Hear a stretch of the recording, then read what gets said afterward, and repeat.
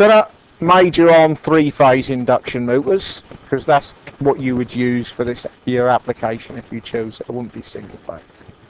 So three-phase induction motors.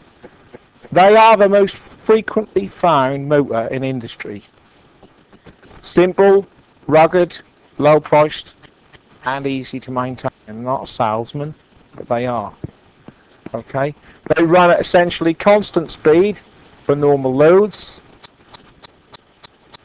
and speed control is relatively simple using modern inverter drives. Okay, consist of two major parts: a stator that stays still and a rotor that turns. No brushes. Simple. Right. Now we had at Fibronal on blow molding machines extruder motors that are very complicated. Never did find out the theory of how they worked, but they had slip rings with brushes on one end, and they had two rings of moving com brushes, and I think that varied your constant vary speed from changing the phase angle or something like that. But the amount of maintenance required, and the brushes cost about 380 quid a set. These com brushes were 16 or 24 brushes in a set. Really expensive. We done a pilot of changing two machines over to an inverter controlled induction motor and never looked back. Never touched them after that, ever. Not the time I was there. They were in situ for 5 years I was there. We never touched one of the drives. We never touched one of the induction motors. So simple that they're hard to argue against unless you've got a very good reason. Yeah. So, squirrel cage rotor principle. It helps to think about what's called the squirrel cage rotor laid out flat like a train track, because it's easier to kind of visualize, but in the actual motor that's obviously circular. Alright, series of conductors of length L short-circuited by two bars A and B. So these are your two bars A and B, this one and this one, and you've got these conductors connected between them so that the conductors are shorted. Yeah. If we take a permanent magnet, we got one here with its north pole, and move it rapidly over the bars at speed v, or velocity v, so that a magnetic field B sweeps across the conductors. So we got a magnetic field cutting across conductors. If we do that, a voltage E is induced in each conductor while that's being cut by the flux. So while we got movement over the top, we get an EMF in this conductor under here. Okay, that's given by the formula E is equal to B times L times V, and that is where B is the flux density of the field, L length of conductor,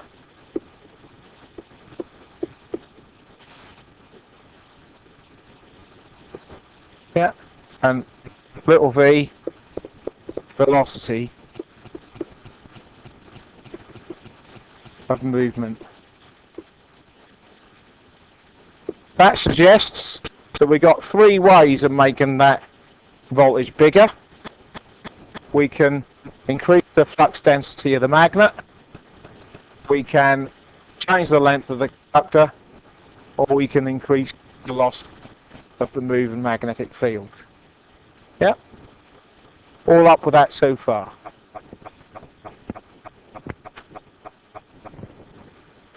So, this induced voltage immediately produces a current I which flows down the conductor under the pole face, through the end bars and back through the other conductors. So you get this current flow here in the squirrel cage.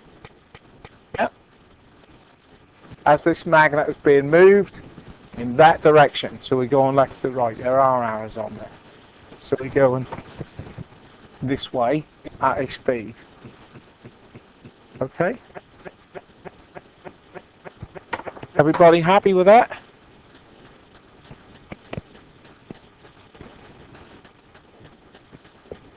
Because the current carrying conductor lies in the magnetic field of the permanent magnet, it experiences a mechanical force. That's called the Lorentz force. So, because this conductor is in this field under here, it starts to be dragged in that direction because of a force pull of that. You've got two interacting magnetic fields there, the one round the conductor due to the current and the one for the magnet. They won't cross over each other, so the magnet is pulling the conductor along. Yeah? The force always acts in a direction to drag the conductor along with the magnetic field. So in this case, if the conductor is free to move, then they will move will follow the magnetic field to the right. So if you think of this rotor inside a squirrel, inside the stator of a motor, we're going to pull this magnetic field around the outside. If that rotor is on a bearing and it's free to move, it's going to follow it. Yeah. All still happy and up with that? Yeah. However, as the ladder of conductors picks up speed, the field cuts the conductors less rapidly. So the induced voltage and hence current decreases. So what we do is we start off moving this way at a speed v. Initially, the ladder of conductors is stationary. So the difference in speed between the two is quite high. But then, as you pull this one along, the difference in speed between the two is reduced. So the tendency is to slow down again. Because it's about the difference in velocity between the ladder and the magnetic field going round. Consequently, force on the conductor will also decrease. If the ladder were to move at the same speed as the magnetic field, the induced voltage and the current in the bars fall to zero, meaning there's no force. We have to have a difference in speed between the speed of the rotating magnetic field and the speed of the rotor. Otherwise, there's no force and it stops. Yeah. So we will come back to that later. Okay. But what it means is there will always be a difference between the speed of the field moving and the speed that the conductor's bar moves at. More about that later. A term called slip.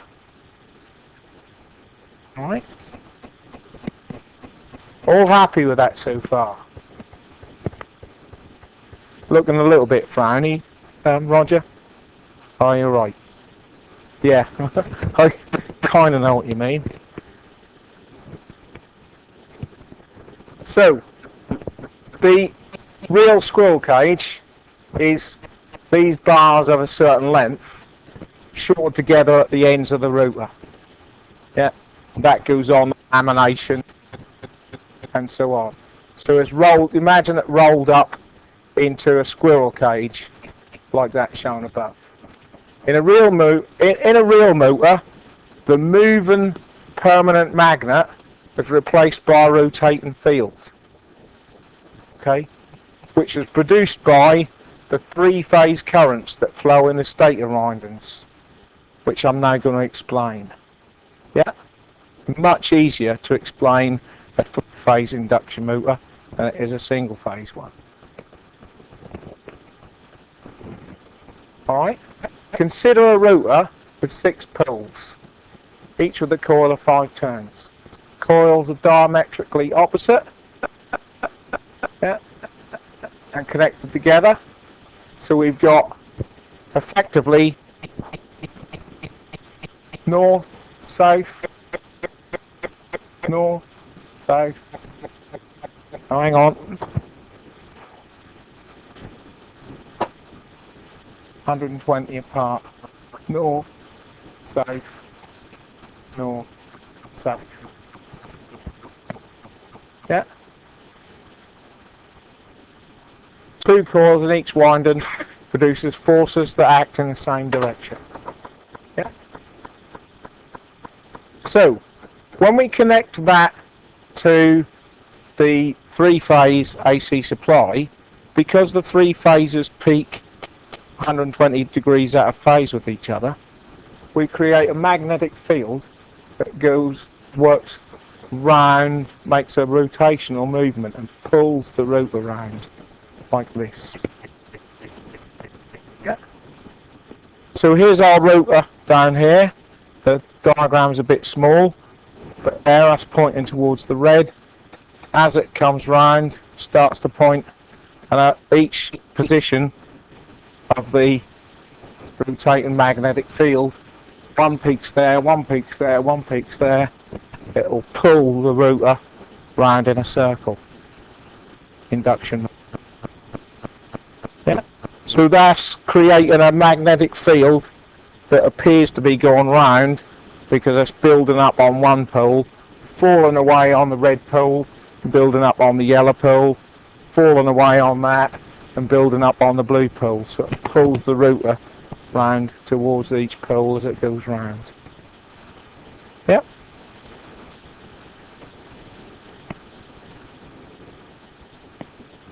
Flux pattern instant 1. Yeah.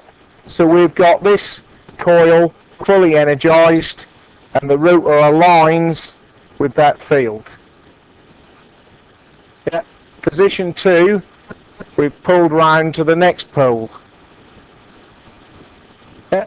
Aligns with those two.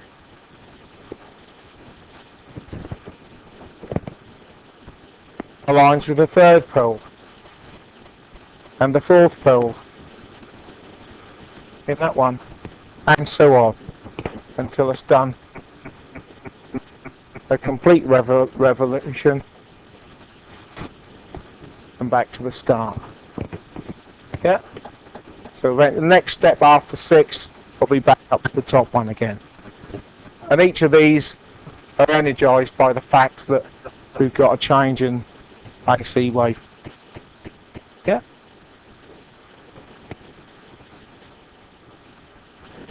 So, synchronous speed of induction motor. So that's how it works. This rotating magnetic field pulls the squirrel cage rotor around.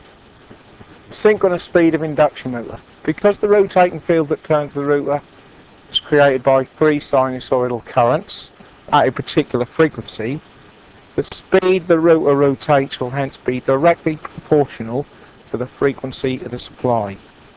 So if we have 50 Hz, we get a different speed to what we would if we had 60 Hz supply. And there are other countries in the world that use 60 Hz. Okay. Now, it's also possible to increase the number of pole pairs around the stator. This has the effect of reducing the angle between each pole change and therefore affecting the synchronous speed of the motor. If you add another set of poles, so this is the minimum, you've got to have 2 red, 2 yellow, 2 blue. If we add another set of poles, we move half the angle per cycle of the mains as to what we did with 2 pole pairs. Yep. So we can reduce the rated synchronous speed of the motor if we want to by adding poles. Obviously, eventually you run out of room. We can't fit 2 more poles in between the other poles, but in the case getting that much bigger. Alright, synchronous speed of induction motors. So, synchronous speed is equal to 60 times the frequency over the number of pole pairs for each phase. So for a 50 hertz supply, if you have one pole pair, you get a synchronous speed of 3000 RPM. So 50 times 60 over 1, 3000. If we put a pole in between each of them, so we get a 2 pole, 50 times 60 over 2, 1500. We half the synchronous speed. So that's one way to overall speed of a motor. That's not a change you can make dynamically for obvious reasons, but you can buy one pole, single pole and 2 pole induction motors. Alright?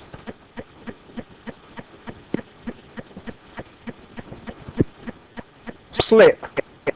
As we discussed previously, the field in the rotor is created by the voltage induced in the rotor bars by the change in rotating magnetic field. If the rotor was to turn at synchronous speed, we've already discussed, it would have no difference between the moving magnetic field and the speed of the rotor. Would effectively have no force, and the motor would technically stop. Okay? For these reasons, the induction motor never turns at synchronous speed. It is always a little behind. The difference between synchronous speed N and the actual rotor speed, NR, is called the slip speed, or just the slip. More often expressed as a ratio called a fractional slip, or as a percentage slip. So as a percentage of the synchronous speed. Yeah. So all induction motors are going to run a little bit behind what the synchronous speed is. Yeah.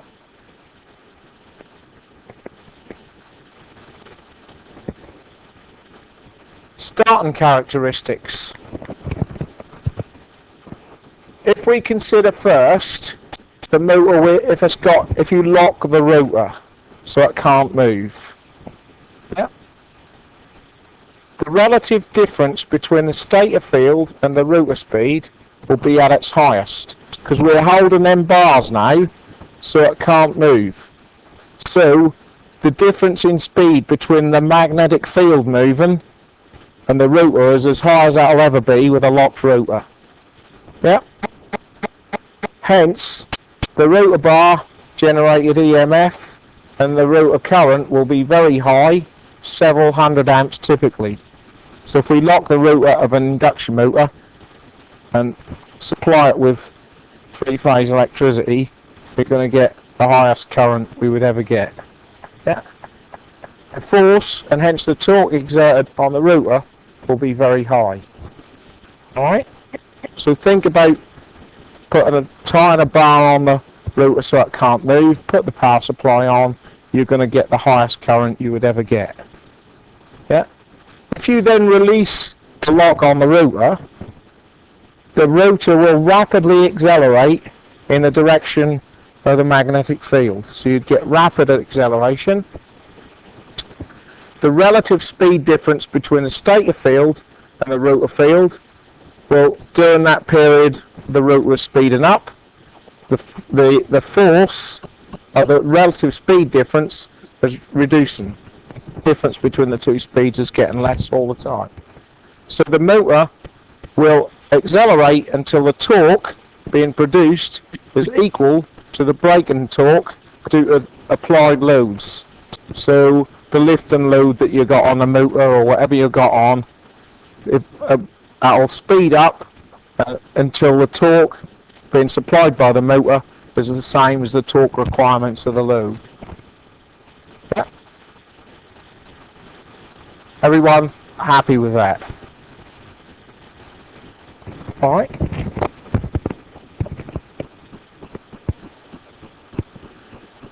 Rotor speed and load. At no load, the percentage slip is small, usually less than 0.1% of synchronous speed. So if you don't load the motor, then you're gonna almost run at synchronous speed, but we can never actually get the full 3000 RPM, if you like. Okay. If we consider a motor initially running at no load speed, so you've got just the shaft connected and the weight of the rotors the only load. Yeah. When you apply more load to the shaft, the motor will begin to slow down. So the rotor will start to slow down. The speed that the magnetic field's moving is constant, remember. Therefore, the effect will be to increase the difference in speed between the rotor and the magnetic field, because the rotor's slowing down, magnetic field's still moving at the same pace, therefore the difference is getting bigger. This in turn will increase the rotor bar current progressively and therefore increase the motor torque, so the motor will speed back up again. So applying a load will slow it down slightly, but it'll automatically work to speeding itself back up again. The motor will not slow to a halt. The motor torque and the braking torque from the load will reach a new state of equilibrium, at which the motor will then turn at a new constant speed. So it'll slow down, it'll increase the current in the rotor, which will speed it up again, and that'll find a new equilibrium slightly slower than it was before because of the extra load placed on it. Yep.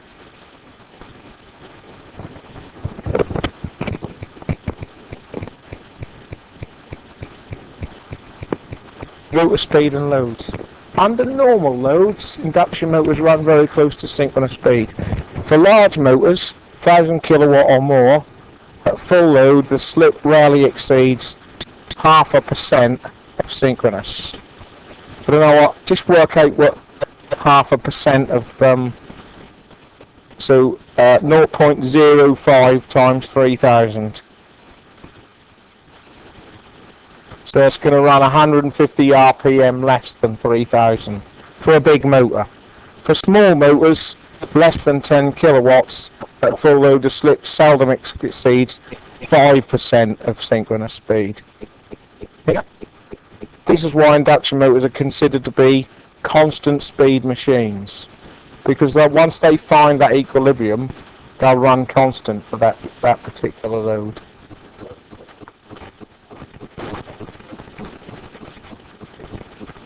Yeah, 15. Yeah, that's better. Yeah. Because they never really turn at synchronous speed, sometimes called asynchronous motors. Alright?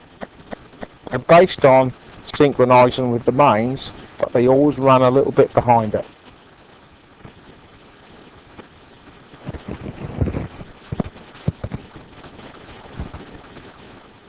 And if we look at this torque curve, so the torque of a motor is dependent on speed, but cannot be expressed by a simple equation. The preferred way is to show this relationship is in the form of a curve. The curve below is typical torque speed curve for a motor whose nominal full load is T. Yeah?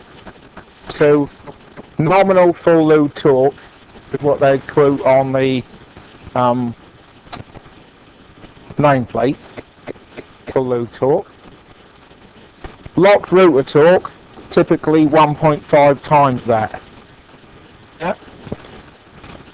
And then we get this pull-up torque in here, so you let it go and it'll lower and then gradually increase, and then we've got this what they call a breakdown torque, it reaches its maximum about 2.5 times T as speed increases, and then we've got falling away here, full load torque there, and that is synchronous speed, which it can't achieve, because if it did, that would stop.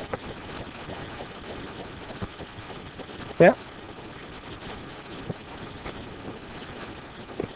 So if you've got a torque requirement for your application, you may need to look at try and find a torque speed curve for the motor you think you want to use to see whether that matches it.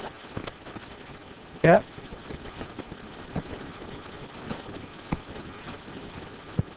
So starting torque 1.5T, maximum torque called the breakdown torque about 2.5 times the rated torque. Pull-up torque is the minimum torque developed whilst the motor is accelerating from rest, the breakdown torque. At full load speed, the motor runs at speed N, this speed here.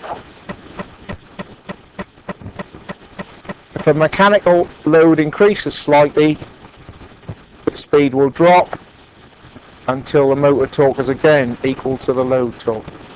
As soon as these are equal, the motor runs at a constant but slightly slower speed. So as you add more load, it will slow down, but it will settle at a constant speed for that load. Yeah. If the load torque exceeds 2.5T breakdown torque, the motor will quickly stop. So if you put too much load on it, you'll stall it. Yeah. Small motors, 15 horsepower less, develop breakdown torque at a speed of about 80% synchronous speed. Big motors, 1500 horsepower and more, attain breakdown torque at about 98% of synchronous speed.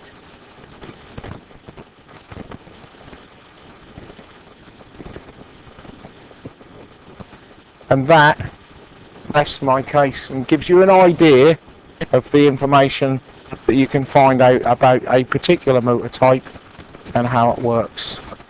Yeah, and you can check out typical applications and so on, depending on what you feel your load requirements are to drive. Next session, I'm going to talk a little bit about how we can use variable speed drives to get ramp up and ramp down to variable speed from an induction motor. So I'm going to talk about the same, how we control the same type of motor as I've talked about today. Yeah. Certainly don't have time to go through that detail on every option that you might have. That's for you to research. All right.